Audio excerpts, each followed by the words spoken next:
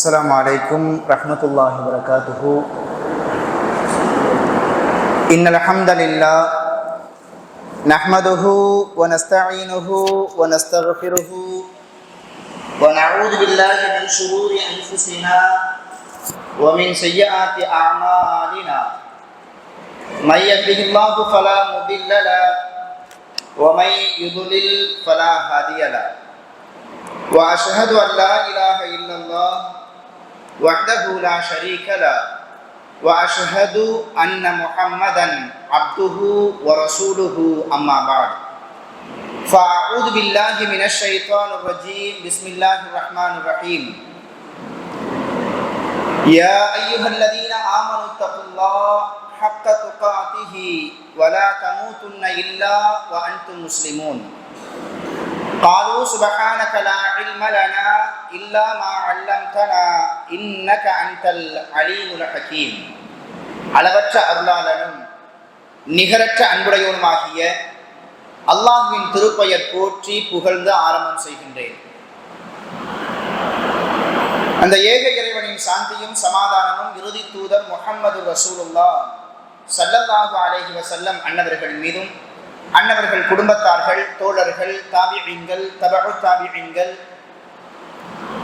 குறிப்பாக சத்தியத்தை அறிந்து அதன் அடிப்படையில் நமது வாழ்க்கையை அமைத்துக் கொள்ள வேண்டும் என்கிற உயர்ந்த எண்ணத்தோடு இரவு தொழுகையை தொழுது முடித்துவிட்டு அவனுடைய இல்லத்தில் அமர்ந்து அவனுடைய மார்க்கத்தை கேட்டறிவதற்காக இங்கு குழுமியிருக்கும் நம்மவர்கள் அனைவர்களின் மீதும் வந்து சேரட்டுமாக என்று பிரார்த்தித்தவனாக எனது உரையை நான் ஆரம்பம் செய்கின்றேன். அன்பிற்கினி அருமையான பெருமக்களே, இறுதியாக நபித்தோழர்களின் வரலாற்றில் ஹப்பாப் பின் அரத் ரலியல்லாஹு தஆலா அன்ஹு அவருடைய வாழ்க்கை வரலாற்றை இறுதியாக நாம் பார்த்தோம். அதில் அவருடைய இறுதி பகுதிக்கு நாம் வந்துவிட்டோம். அவனுடைய வரலாற்றுக்குள் செல்வதற்கு முன்பாக ஒரு சிறிய தகவலை பதிய வைத்துவிட்டு என்னுடைய உரைக்கு நான் செல்கிறேன். அல்லாஹ்வின் கிருபையினால நமது பள்ளியில் இருந்து அமர்ந்து கேட்கக்கூடிய இந்த மக்களை விட அல்லாஹ் நமக்கு தந்திருக்கக்கூடிய இது போன்ற சாதனங்களின் மூலமாக ஆன்லைன் வழியாக இந்த உரையை கேட்கக்கூடியவர்கள் அதிகமானவர்கள் இருக்கிறாங்க. லைவ் பண்றோம், ரெக்கார்டிங் பண்ணி அதை மக்களுக்கு தெரியப்படுத்துறோம். இதை பார்க்கக்கூடிய சில சகோதரர்கள் எப்படி கமெண்ட் போடுறாங்க பாருங்களேன். நீங்க தான் நபித்தோழர்களை மதிக்கவே மாட்டீங்களே, நீங்க ஏன் தொடரா நபித்தோழருடைய சிறப்பை பத்தி பேசுறீங்க அப்படின்னு கேட்கிறாங்க. ரொம்ப மனசு வருத்தமா இருக்குது. அல்லாஹ் பாதுகாக்கணும். என்ன கேட்கிறாங்க, என்ன பதிவிடுறாங்க, நீங்க தான் நபித்தோழர்களை மதிக்கவே மாட்டீங்களே, அவங்கள உரிமையில பேசுவீங்களே, அவங்களுடைய கண்ணியத்தை யூதர்களை விட மற்றவர்களை விட நீங்க ரொம்ப தரம் தாழ்த்தி எழுதக்கூட செய்வீங்களே, நீங்க ஏன் நபித்தோழருடைய வரலாற்றை பற்றி அவருடைய சிறப்பை பற்றி நீங்க சொல்றீங்க அப்படின்னு கமெண்ட் போடுறாங்க. அவருடைய அந்த பின்னூட்டத்தை பார்க்கும் பொழுது அவங்க மேல கோபம்லாம் வரல. அவர்களுக்கு தெளிவுபடுத்த நம்ம கடமைப்பட்டிருக்கிறோம். நபித்தோழர்களை யார் விமர்சிக்கிறார்களோ அவர்கள் தரம் கெட்டவர்கள். அதுல எந்த ஒரு மாற்று கருத்தும் கிடையாது. நபித்தோழர்கள் மனிதர்கள் என்கிற ஒரு அடிப்படையில் தவறுகள் செஞ்சிருப்பாங்க. அந்த தவறுகளை பெரிதுபடுத்தி அதை குறை காண்பவன் நல்லவன் கிடையாது. அதே சமயத்துல நபித்தோழர்கள் தன்னுடைய சுய விருப்பத்தின் அடிப்படையில குர்ஆன் ஹதீஸிற்கு சில சமயங்கள் மாற்றாக சில கருத்துக்களை தெரிவிச்சிருப்பாங்க. நபித்தோழர்கள் மீது உண்டான பற்றின் காரணமாக அவர்களுக்கு ரொம்ப மரியாதை கொடுக்கணும் அப்படின்றதுக்காக வேண்டி அவர்கள் குர்ஆன் சுன்னாவிற்கு மாற்றமாக ஏதேனும் தவறுதலாக சொல்லியிருந்தாங்க அப்படின்னா அதை மக்களுக்கு சொல்றது நம் மீது கடமை. நபித்தோழர்கள் ஆயிற்று, அவங்க எப்படி தவறா புரிஞ்சிருப்பாங்க? நிறைய விஷயங்கள் இருக்குது. ஹதீஸ்களை படிக்கும் பொழுது குர்ஆன் ஹதீஸ் அவர்களுக்கு சரியான ஒரு முறையில் கிடைக்காததின் காரணமாக, சில நபித்தோழர்கள் அதை சரியான முறையில் விளங்காததன் காரணமாக ஒரு நபிமொழியை ஆதாரமாக வைத்து வேறு சில தவறான சட்டங்களையும் சொல்லியிருக்கிறாங்க. அதை வேற நபித்தோழர்களும் திருத்தியும் இருக்கிறாங்க.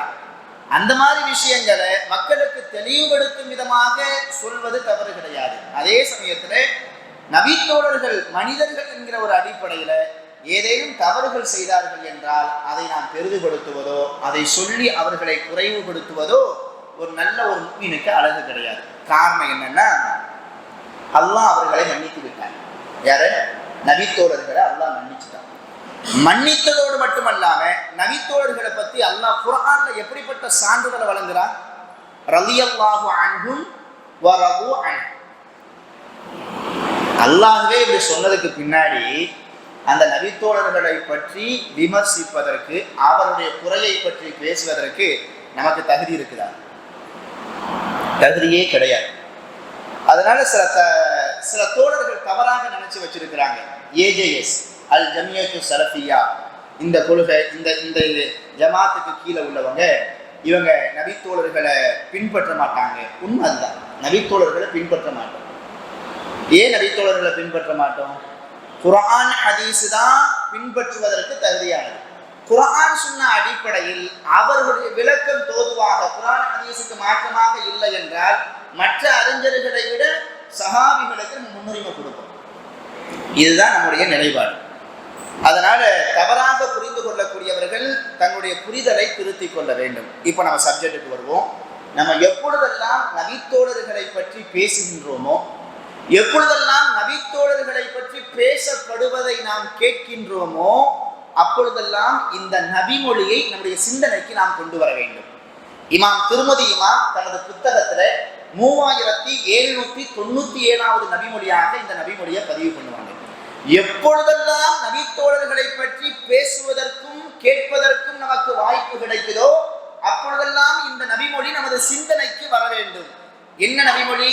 ரசூலுல்லாஹி ஸல்லல்லாஹு அலைஹி வஸல்லம் சொன்னாங்க, அல்லாஹ் அல்லாஹ் ஃபி அஸ்ஹாபி. என்னுடைய தோழர்கள் விஷயத்தில் அல்லாஹ்வை அஞ்சிக் கொள்ளுங்கள். என்னுடைய தோழர்கள் விஷயத்தில் அல்லாஹ்வை அஞ்சிக் கொள்ளுங்கள். லா தத்தஹிது அஸ்ஹாபி கரலம் பஅதி. எனக்கு பின்னால் ரசூலுல்லாஹ் சொல்றாங்க, நான் உயிரோடு இருக்கும்போது என்னுடைய தோழர்களை பற்றி யாராச்சும் சொன்னாங்கன்னா சும்மா மாட்டேன். அவங்க எப்படி சொல்றாங்க பாருங்க, எனக்கு பின்னால் என்னுடைய தோழர்களை தாக்குதலுக்குண்டான இலக்காக நீங்கள் ஆக்கிவிடாதீர்கள். என்ன சொல்ல வர்றாங்க? அவர்கள் மனிதர்கள் தான். மனிதர்கள் என்கிற ஒரு அடிப்படையில் தவறுகள் செஞ்சிருப்பாங்க, செஞ்சாங்க, அதை பத்தி நீங்க பேசாதீங்க. ஏன்னா பாவத்தை எல்லாம் மன்னிக்கக்கூடிய ரப்புல் ஆலமீன் அவருடைய பாவங்களை மன்னித்து விட்டார்.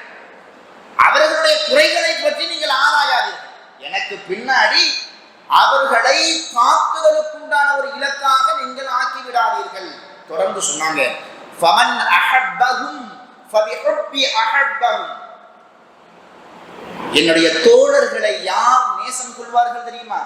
என்னை யார் நேசம் கொள்கிறார்களோ அதன் காரணமாகத்தான் என்னுடைய தோழர்களையும் அவர்கள் நேசம் கொள்வார்கள்.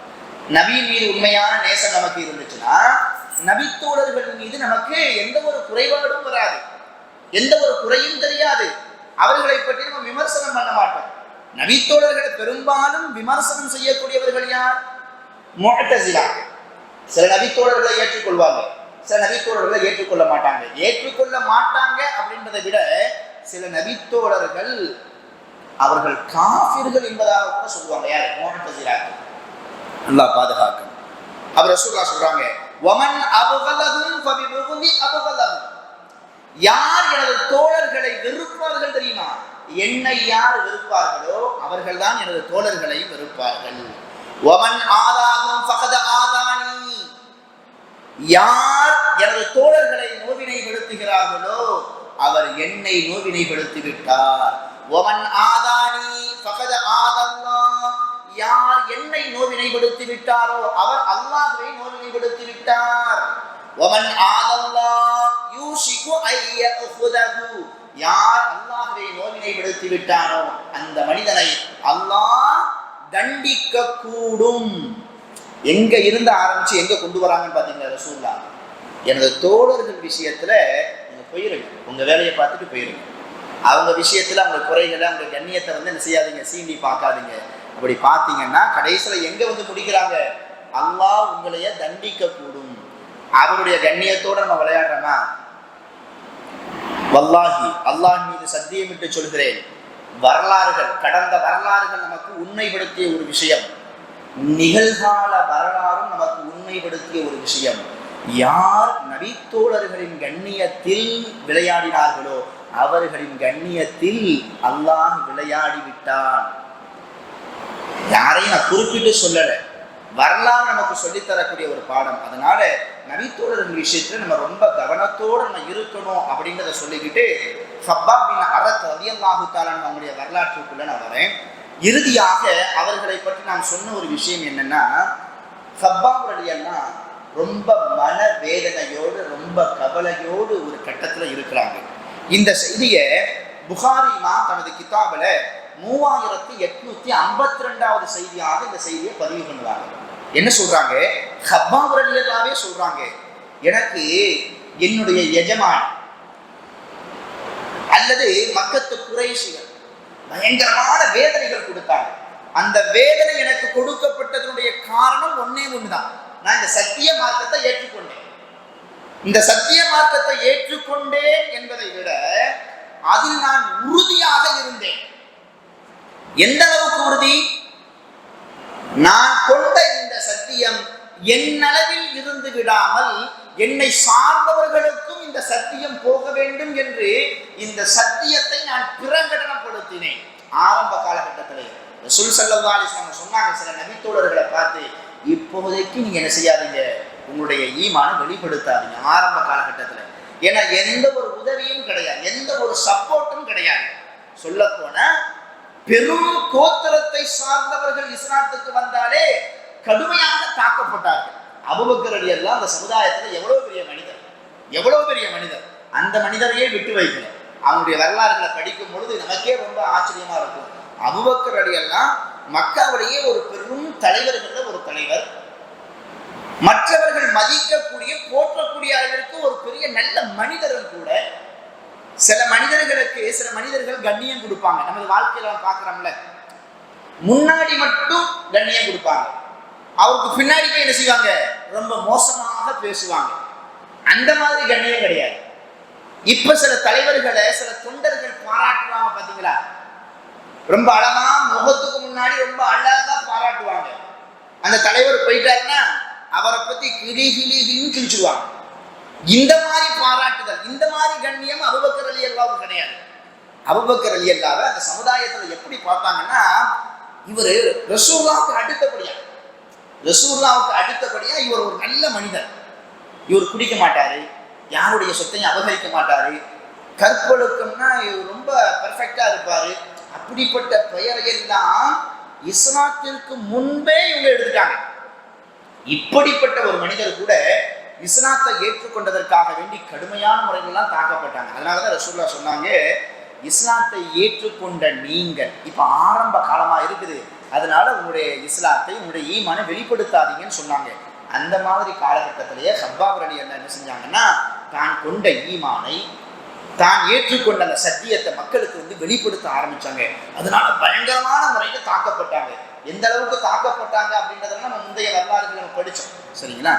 அப்போ ரொம்ப மன வேதனைக்கு உள்ளாக்கப்பட்டு ரசூலுல்லாஹ்ட்ட வராங்க. அதை ரசூலுல்லாஹ்வே அவங்களே சொல்லும் பொழுது எப்படி சொல்றாங்கன்னா, நான் ரசூலுல்லாஹ்ட்ட சொன்னேன், யா ரசூலல்லாஹ், லக்கத லகீனா மினல் முஷ்ரிகீன ஷித்தா, நாங்க எவ்வளவு கஷ்டப்படுறோம், எவ்வளவு வேதனைக்கு உள்ளாக்கப்படுறோம், எங்களுக்காக வேண்டி அலா தஸ்தன்சிரு லனா அலா ததுல்லாஹ லனா, எங்களுக்காக வேண்டி நீங்க துஆ செஞ்சா என்ன, அல்லாஹ்ட்ட உதவி கேளுங்க.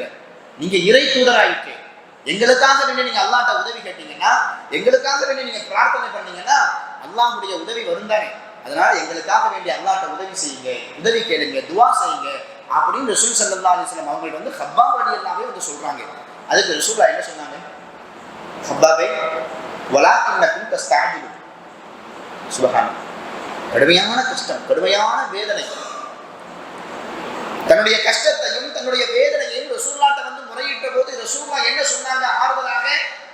வலாக்கின்னக்கும் தஸ்தஅஜிலூன், நீங்க ரொம்ப அவசரப்படுறீங்க, கொஞ்சம் பொறுமையாயிருங்க. நீங்க வேதனைக்குள்ளாக்கப்படுறீங்க, நீங்க கஷ்டத்திற்குள்ளாக்கப்படுறீங்க. ஈமான் கொண்டதற்காக வேண்டி பலவிதமான சோதனைகள் உங்களுக்கு கொடுக்கப்படுவது உண்மைதான். ஆனால் நீங்கள் தெரிந்து கொள்ள வேண்டிய இன்னொரு செய்தியும் இருக்குது. என்ன செய்தி தெரியுமா? நீங்கள் எந்த இறைவனை உங்களுடைய ஏக இறைவனாக ஏற்றிருக்கிறீங்களோ இதே இறைவனை உங்களுக்கு முன்னாடி உள்ள ஒரு சமுதாயம் ஏக இறைவனாக ஏற்றிருந்தாங்க. நீங்க எவ்வளவு கஷ்டப்படுத்தப்படுறீங்களோ, உங்களுக்கு எவ்வளவு வேதனை கொடுக்கப்படுதோ, இதை விட ஒருபடி மேலாக அந்த மக்களுக்கு வேதனை கொடுக்கப்பட்டுச்சு. அந்த வேதனை என்ன அப்படின்றத ரசூலா விளக்குறாங்க. உங்களுக்கு முன்னாடி உள்ள சமுதாயத்துல சில மக்கள் ஈமான் கொண்டாங்க. அப்படி ஈமான் கொண்டதற்காக வேண்டி எப்படிப்பட்ட கஷ்டம் அவங்களுக்கு கொடுக்கப்பட்டுச்சு தெரியுமா?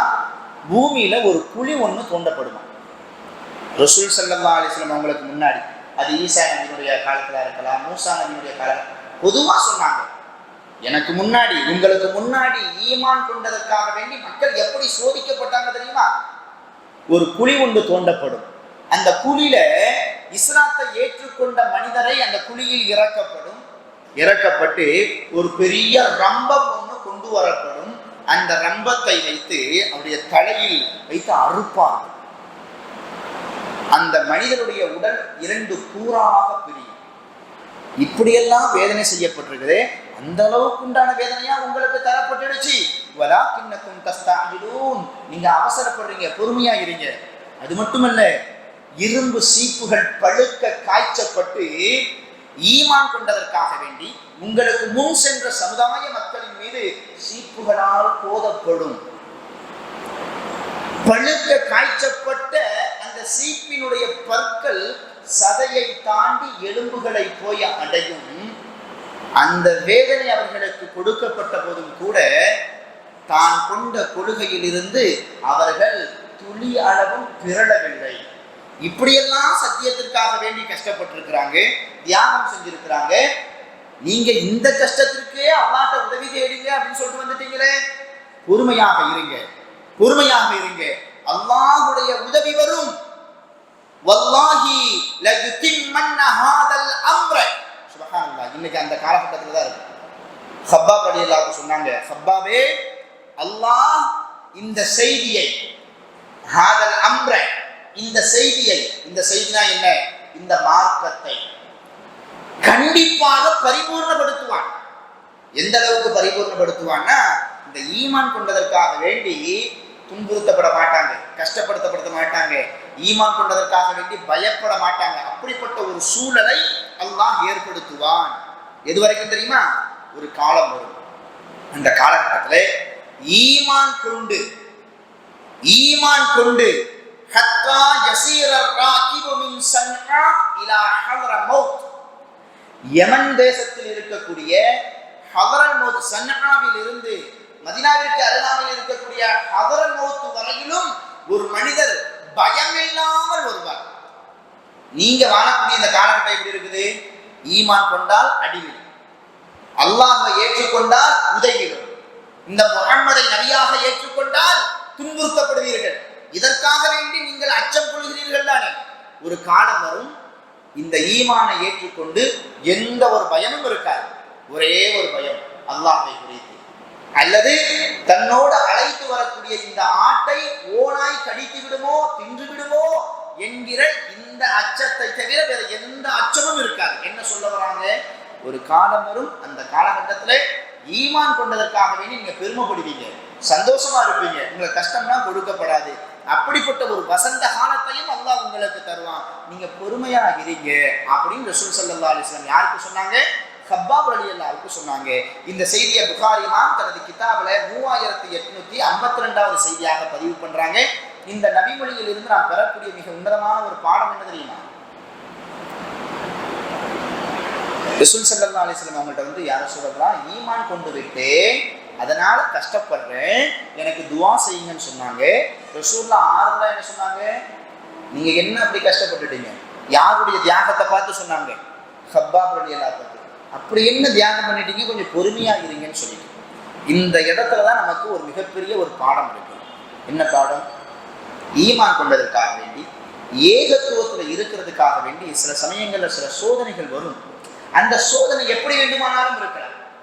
தன்னுடைய பெற்றோர்களின் மூலமாக வரலாம், தன்னுடைய உறவினர்கள் மூலமாக வரலாம், தன்னுடைய நண்பர்களின் மூலமாக வரலாம், நாம் செய்யக்கூடிய வியாபாரத்தின் மூலமாக வரலாம், எப்படி வேண்டுமானாலும் வரலாம்.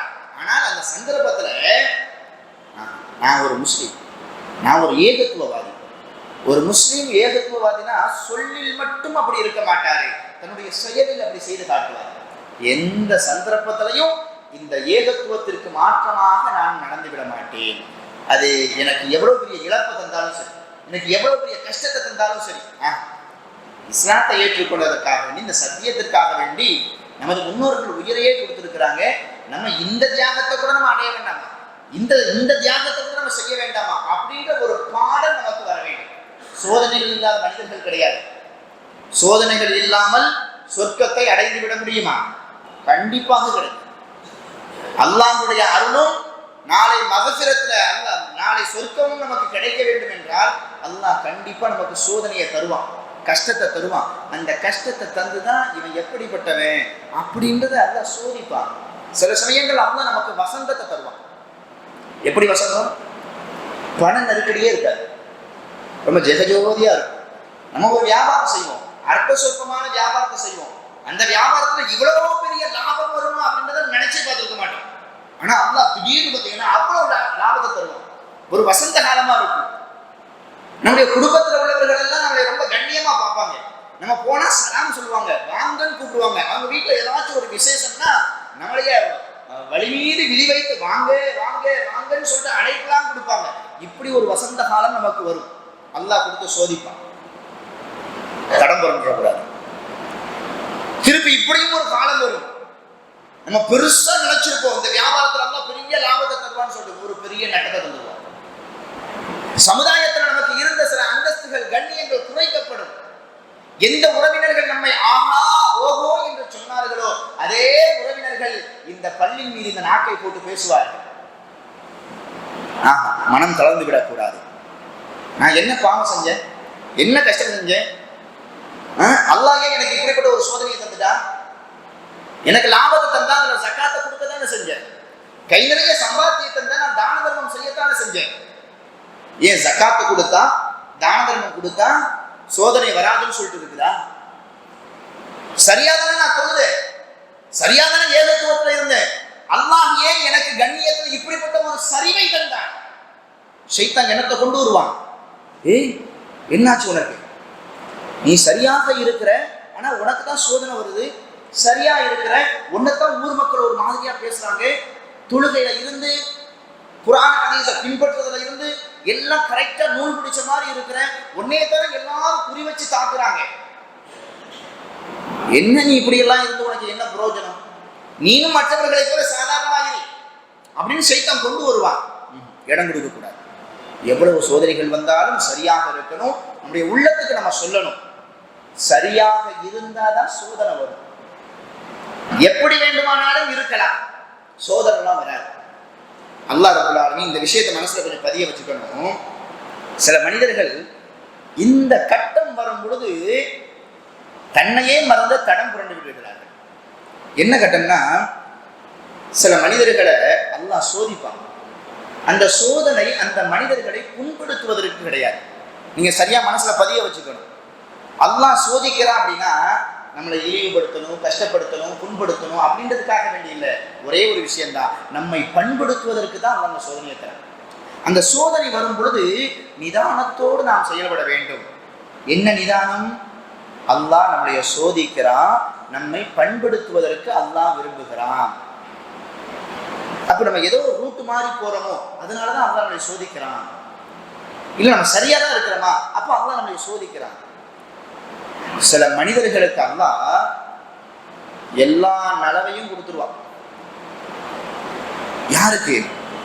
சோதனையின் போது சரியான முறையில் அந்த சோதனையை அணுகாதவர்களுக்கு. நம்மள நிறைய பேர் இதுக்கு உதாரணமா இருக்கும். எப்படின்னா, தொழுக மாட்டோம், நல்ல காரியங்கள் செய்ய மாட்டோம், பாவமான காரியங்களை துணிஞ்சு செய்வோம். ஆனா அல்லாஹ் நமக்கு நிறைய தந்துக்கிட்டே இருப்பான், நமக்கு தந்துக்கிட்டே இருப்பான். சில பேர் இதுக்கு உதாரணமா இருப்போம். எந்த நல்ல காரியமும் செய்ய மாட்டோம், சில பாவங்களை துணிச்சலோடு நாம் செய்வோம். ஆனா நமக்கு அல்லாஹ் அவனுடைய ரஹ்மத்தை தந்துக்கிட்டே இருப்பான். எதுக்கு தரான்னு தெரியுமா? நீ திருந்துறதுக்கு உனக்கு சோதனையை தந்த, நீ திருந்தல வருந்தல, இனிமேல் நீ திருந்துறதுக்கு வாய்ப்பே கிடையாது, என்னுடைய நினைப்பே உனக்கு வரக்கூடாதுன்னு சொல்லிட்டு அல்லாஹ் என்ன செஞ்சிருவான், நிறைய ரஹ்மத்தை கொடுத்துருவான். குர்ஆன்ல அல்லாஹ் சொல்றாங்க, ஃபஃபதஹ்னா அப்வாபஸ் ஸமா, சில மனிதர்களுக்கு அந்த வசந்தத்தினுடைய வாசலை நாம் திறந்து விடுவோம். காரணம் என்ன? சோதனை கொடுக்கும் பொழுது அவன் படிப்பினை பெறவில்லை. நம்ம எதற்காக வேண்டி அல்லாஹ் சோதிக்கிறான், இந்த சோதனையின் மூலமாக நாம் படிப்பினை பெறணும் அப்படின்னு அந்த சிந்தனை இல்லாம அந்த சோதனையின் போதும் கூட பாவத்தை செய்து கொண்டே இருப்பான். அப்படிப்பட்டவனுக்கு அல்லாஹ் இந்த உலகத்தினுடைய வசந்தத்தை திறந்து விடுவான். மறுபடியும் அவன் அல்லாஹ்வை பற்றி சிந்திப்பதற்குண்டான, அவனுடைய ரஹ்மத்தை பற்றி உண்டான சிந்திப்பதற்குண்டான ஒரு சூழலே இல்லாம போயிடும். அல்லாஹ் பாதுகாக்க வேண்டும். அதனால சோதனை வருது அப்படின்னா நம்ம நசுங்கி ஒடுங்கி ஒரு இடத்துல போய் நம்ம உட்கார தேவையில்லை. அந்த சோதனையிலிருந்து அல்லாஹ்ட்ட பாதுகாப்பு தெரிவிட்டு அடுத்தடுத்த கட்ட நகர்வுக்கு நம்ம போய்கிட்டே இருக்கணும் அப்படின்றது சப்பாப் ரலியல்லாஹுடைய இந்த வாழ்க்கை நமக்கு அழகாக சொல்லித் தருகிறது. அடுத்ததாக இந்த சப்பாப் ரலியல்லாஹு பற்றி நம்ம தெரிய வேண்டிய ஒரு விஷயம் என்னன்னா, இவர்களை குறித்து அல்லாஹ் ஒரு வசனத்தையே இறக்குறான். ஒரு வசனம் அல்ல, 2 வசனத்தை இறக்குகிறான். புகாரி இமாம் தனது கிதாபில் 2091வது நபிமொழியாக இந்த செய்தியை பதிவு பண்ணுவாங்க. ஒரு விஷயமாக அல்லாஹ் ஒரு வசனத்தை இறக்குறான்னா அது சாதாரணமான ஒரு விஷயம். யார் இறக்குறா? ரப்பு. ரப்பு இவர் விஷயமாக 2 வசனங்களை இறக்குறான். அது என்ன வசனம், எதற்காக வேண்டிய அந்த வசனத்தை இறக்குனார்? சப்பாப் ரலியல்லாஹு சொல்றாங்க, குந்து கைனன் ஃபில் ஜாஹிலியா, அறியாமை காலகட்டத்தில், அதாவது இஸ்லாம் வருவதற்கு முன்பாக நான் ஒரு கருமானாக இருந்தேன்.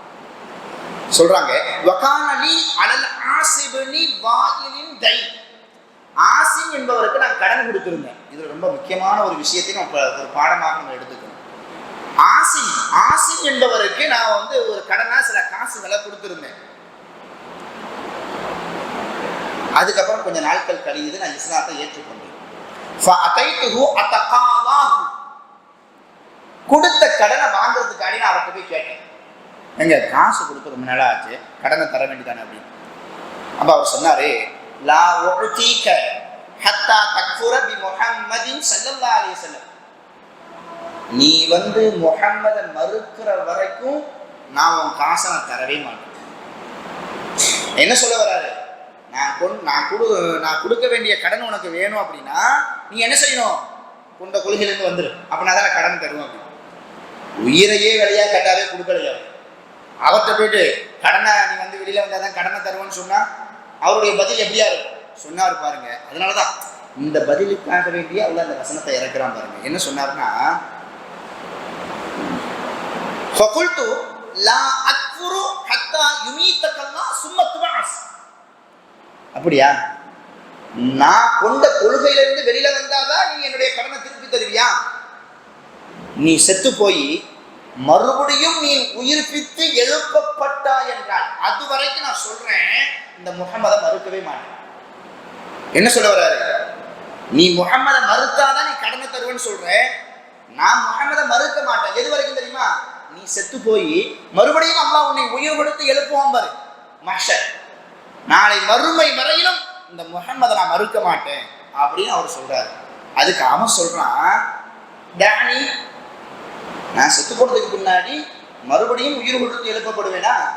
ஓகே டானி, அப்ப என்னை விற்று ஹத்தா அமூத வஅபஅஸ், நீ தான் சொல்றல நான் செத்து போய் மறுபடியும் உயிர் கொடுத்து எழுப்பப்படுற வரைக்கும் நீ நான் காசை மறுக்க மாட்டேன்னு சொல்றல.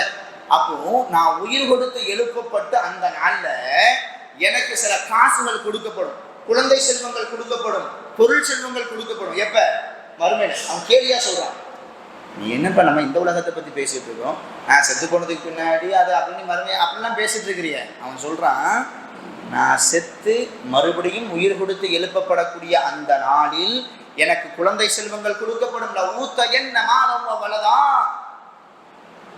அப்ப நீ என்ன செஞ்சுக்கோ, என்னுடைய கடனை உன்னுடைய கடனை வாங்கிக்கோ அப்படின்னு சொல்லுவான். புரியுதுங்களா? அதை இன்னைக்கு நம்ம மக்கள்ல சில பேர் சொல்லுவாங்கல்ல, கடனை வாங்கிடுவாங்க. கடனை வாங்குறதுக்கு முன்னாடி பார்த்தீங்கன்னா அவ்வளோ பவ்யமாக இருப்பாங்க, ரொம்ப நல்ல பிள்ளையா சிரிச்சு பேசி, ரொம்ப கொஞ்சம் வாங்கிட்டு வருவா வீட்டுக்கு, சொல்லுங்க பாத்திரத்தை முன்னாடியே என் வீட்டில் கொடுத்துருங்க, நான் போய் வாங்கிட்டு வந்துடுறேன். என்ன காசை கொடுத்ததுக்கு பின்னாடி தான் சுப்ஹானல்லாஹ், காசை கொடுத்தவர் மன வேதனையிலேயே எப்பண்டா வரும், எப்பண்டா காசு வரும், எப்பண்டா காசு வரும். அந்த குறிப்பிட்ட அந்த தவணையும் வந்துடும். அடுத்த மாதம் 12ஆம் தேதி தரேன்னு சொல்லுவார். அந்த 12ஆம் தேதிக்கு ஒரு ரொம்ப ஆசையோட கொடுத்த காசு தாங்க. இன்னைக்கு பல பேர் இந்த மனநோயால பாதிக்கப்பட்டு போய் இருக்கிறாங்க. கடனை கொடுத்துட்டு சுப்ஹானல்லாஹ், அல்லாஹ் தான் பாதுகாக்கும். கடனை கொடுத்துடுறாங்க, கொடுத்துட்டு நான் பகல தூக்கம் இல்லாம இருக்கிறாங்க. நீங்க நம்புவீங்களா? உண்மை உண்மை தானே. நம்ம உழைச்ச காசுங்க, ஒரு 10,000 ரூபாவா இருக்கட்டும், 1,00,000 ரூபாவா இருக்கட்டும், கொடுத்துட்டு பயப்புல தருவானா மாட்டானா. கொடுத்த அந்த டேட்டு வரதுக்கு முன்னாடி இவருக்கு பயமா இருக்குது. பயப்புல 12ஆம் தேதி தரேன்னு சொன்னா கால் பண்ணா வேற என்ன சொல்ல போறான்னு தெரியலையே, பயத்தோட கால் ரிங் பண்ணும் போதே பக்கு அடிக்கும். என்ன சொல்ல போறான்னு தெரியலையே, என்ன சொல்ல போறான்னு. ஃபோன் அடிச்சா எடுக்கிறதே இல்லை. என்ன செய்யறதில்ல, எடுக்கிறதே இல்லை. இவரும் அடிச்சு பார்ப்பாரு. கடைசியாக என்ன செய்வாரு, வேற ஒருத்தருடைய நம்பரை வாங்கி அடிப்பார். உடனே எடுத்துருவான். யார் பேசுறது?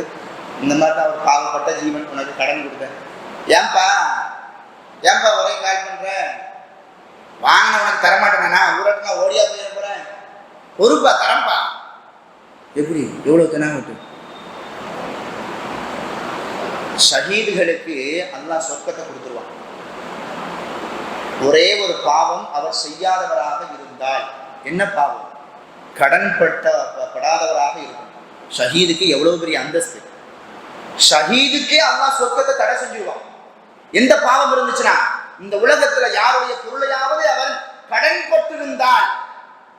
இன்னைக்கு எப்படி காசு பணத்தை கடனாக வாங்கி கொண்டு திமிருத்தனமாக எப்படி பேச முடியுது?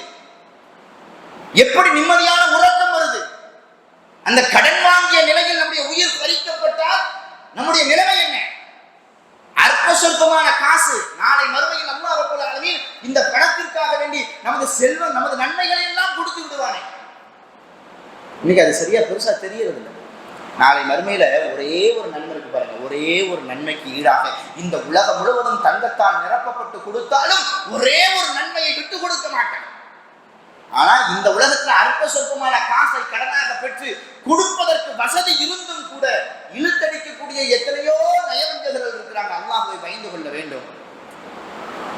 எப்படி மனசு வருது? அதே போலதான் ஹப்பாப் ரலியல்லாஹு அன்ஹு சொல்றான், நீ நாளை மறுமையை பத்தி பேசுறியா, நீ அங்க வா, எனக்கு என்ன செய்யும், காசு பணம்லாம் கொடுக்கப்படும், அப்ப உனக்கு தரேன். அல்லாஹ் உடனே வசனத்தை இறக்கிறான். 19வது அத்தியாயம் 77, 78வது வசனம். எப்படி? அஃபரைத்தல்லதி கஃபர பிஆயாத்தினா, நபியே நம்முடைய வசனங்களை புறக்கணிக்கக்கூடியவனை நீர் பார்த்தீரா? அவன் சொல்கிறான், வகால லஹு தஜன்னமா லவ் வலதா, நாளை மறுமையில் அவனுக்கு குழந்தை செல்வம் கொடுக்கப்படுமா, அவனுக்கு பொருள் செல்வம் கொடுக்கப்படுமா. அத்தலல் கைப அமித்தகத இன்தர் ரஹ்மானி அஹ்தா, மறைவானவற்றையெல்லாம் அறிந்து கொண்டானோ அல்லது ரஹ்மான் இடத்தில் ஏதேனும் ஒப்பந்தம் செஞ்சிருக்கிறானா? நாளை மறுமையில எனக்கு இதையெல்லாம் நீ தரணும் அப்படின்னு சொல்லிட்டு எங்களை ஒப்பந்தம் பண்ணியிருக்கிறானா? அவன் ஒரு காஃபிர். அவன் இப்படிப்பட்ட ஒரு விஷயத்தை சொல்றான்னு சொல்லிட்டு அல்லாஹ் ரப்பல் ஆலமீன் ஒரு அழகான ஒரு வசனத்தை இறக்கிறான். படிப்பினை பெற வேண்டும். ஹப்பாப் ரலியல்லாஹுடைய வாழ்க்கை வரலாறு நமக்கு சொல்லித்தரக்கூடிய பாடம் என்ன? சோதனைகள் வரும், அந்த சோதனையில் நிதானத்தை கடைபிடிக்க வேண்டும். இந்த சத்திய கொள்கைக்காக வேண்டி உடலால் சோதனைகள் வரும், உறவால் சோதனைகள் வரும், பொருளால் சோதனை வரும். எந்த விதத்தில் சோதனை வந்தாலும் என் ரப்பு என்னையே கைவிட மாட்டான் அப்படின்ற ஒரு உறுதியோடு இருந்தால் கண்டிப்பாக அல்லாஹ் ஒரு வசந்தத்தை தருவான். எப்படிப்பட்ட வசந்தம் தெரியுமா? சொல்றாங்க பாருங்க. இறுதி காலகட்டம். புகாரி இமாம் தனது கிதாபில் 1276வது நபிமொழியாக இதை பதிவு செய்வாங்க. பின்னாடி எங்க வராங்க? கூஃபாவுக்கு வந்துடுறாங்க, ஈராக்குக்கு. அந்த ஊர்ல ஒரு அழகான ஒரு பெரிய ஒரு வீட்டை கட்டுறாங்க. ஒரு வசந்தமான ஒரு அழகான ஒரு வாழ்க்கையை அல்லாஹ் ரப்பல் ஆலமீன் அவர்களுக்கு கொடுக்குறாங்க. அவங்களுக்கு கொடுத்தா அவங்க சொல்றாங்க, என் வீட்டை அலமாரில் காசு பணத்தை அவங்க வச்சிருப்பாங்க, யாராச்சும் வந்தாங்க தேவைன்னா எடுத்துட்டு போங்க. அவங்க நினைச்சு பார்ப்பாங்களே, அல்லாஹ்வுக்காக வேண்டி நம்ம ஹிஜ்ரத் பண்ணோம். நம்மளோடு சேர்ந்து நிறைய பேரும் ஹிஜ்ரத் பண்ணாங்க. ஆனா அந்த முஸாப் பின் உமைர் இருக்கிறாரு, அவர் உஹுது போர்க்களத்தில் கொல்லப்பட்டாரு. அவருடைய கடைசி நேரம் ஜனாசா எப்படி இருந்துச்சுன்னா, கஃன் துணி போட்டாங்களா, அதை அவங்க சொல்றாங்க, ஹப்பாப் அடியில் சொல்றாங்க, அடிக்கடி இதை சொல்லிக்கிட்டே இருப்பாங்களா, அல்லாஹ்வுக்காக வேண்டி நாங்கள் ஹிஜ்ரத் செய்தோம், எங்களில் இன்னும் நிறைய பேர் அல்லாஹ்வுக்காக வேண்டி ஹிஜ்ரத் செஞ்சாங்க, எங்களில் நிறைய பேர் இந்த உலகத்திலேயே அதனுடைய நன்மைகளை எல்லாம் அல்லாஹ் தந்து விட்டான், எங்களில் முஸாப் பின் உமைர்னு சொல்லிட்டு ஒருத்தர் இருந்தார், உஹது போர்க்களத்தில் கொல்லப்பட்டார், அவருடைய ஜனாசாவை மையத்தை கஃனிட்டோம், துணி பத்தல, ஒரே ஒரு சால்வை தான் இருந்துச்சு, அந்த சால்வையை வச்சு முகத்தை மறைச்சா கால் தெரியும், காலுக்கு மூடனா தலை தெரியும், கடைசி ரசூலுல்லாஹ் சொன்னாங்க முகத்தை மறைச்சிருங்க, இதுசீர் என்கிற புல்லை கொண்டு அந்த முஸாபினுடைய காலை மறைத்து விடுங்கள் என்பதாக சொன்னாங்க. எனக்கு நான் ரொம்ப வருத்தப்படுறேன், எனக்கு அல்லாஹ் நிறைய வசந்தத்தை தந்துட்டானே, என்னோடு ஹிஜ்ரத் செஞ்ச நிறைய நபித்தோழர்களுக்கு சாப்பிட கூட வழி இல்லாமையே இறந்து போயிட்டாங்களே அப்படின்னு சொல்லி சொல்லி சொல்லி சொல்லி ரொம்ப வருத்தப்பட்டாங்க. இந்த நபிமொழி நமக்கு சொல்லித்தரக்கூடிய பாடம் என்னன்னா, கஷ்டப்பட்டாங்க, அடிமையாக வந்தாங்க, நிறைய துன்புறுத்தப்பட்டாங்க, பிற்காலத்தில் அல்லாஹ் ரப்புல் ஆலமீன் பெரிய ஒரு வசந்தத்தையே கொடுத்தான். அந்த வசந்தத்தை அனுபவிக்கும் பொழுது கூட என் ரப்பு இந்த உலகத்திலே எல்லா நன்மையும் நமக்கு தந்துட்டானோ அப்படின்னு நினைச்சு ரொம்ப வருத்தப்பட்டாங்க. ஆகையினால இந்த நபிமொழிகள்ல இருந்து, இந்த வரலாறுகள்ல இருந்து நம்ம பெறக்கூடிய பாடம் என்ன, கஷ்டங்கள் வரும் பொழுது அதை சகித்து கொண்டால் அதற்கு பிறகு அல்லாஹ் ஒரு வசந்தத்தை தருவான், அந்த வசந்தம் நமக்கு நிம்மதியானதாக இருக்கும், அல்லாஹ்வுடைய மக்ஃபிரத்தோடு சேர்ந்ததாக இருக்கும். அல்லாஹ் ரப்புல் ஆலமீன் இந்த வரலாற்றிலிருந்து நாம் பெறப்பட்ட அந்த படிப்பினையை நமது உள்ளத்திலும் இல்லத்திலும் பதிய வைத்தவர்களாக, நமது வாழ்க்கையில் ராஜபாட்டைகளாக நடைபெறக்கூடிய நல்லவர்களாக அல்லாஹ் ரப்புல் ஆலமீன் நம் எல்லோரையும் ஆக்கி அன்புரிவானாக என்று பிரார்த்தித்தவனாக எனது உரையை நான் நிறைவு செய்கிறேன். வ ஆகிர் தாவானா அனில் ஹம்துலில்லாஹி ரப்பில் ஆலமீன்.